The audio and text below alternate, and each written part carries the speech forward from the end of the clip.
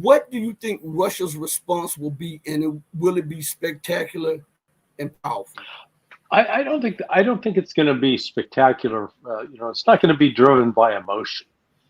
If you watch Putin and you watch Shoigu and Gerasimov, the leading generals, they're not emotionally immature. They're not just going to be livid and say, okay, we're going to strike back and just punch them for the sake of punching's sake. They have a military plan in place. They and I believe they've got intelligence. They have intelligence knowing what Ukraine is actually planning to do. And so Russia, instead of revealing that, yeah, we know what you're up to, they're keeping it quiet and making their preparations to respond. So I doubt that they're going to actually try to hit the headquarters of the general staff of the Ukrainian army. And why? Because I believe Russia actually has human sources, spies in that organization, and they don't want to run the risk of killing them. Better to keep the information flowing as opposed to knocking them out.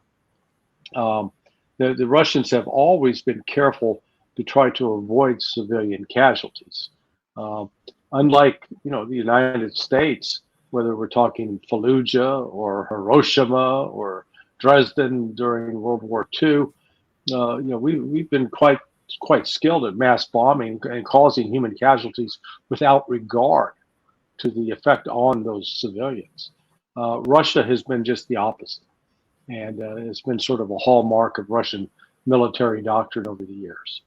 So I think they're going to continue to ramp up the response.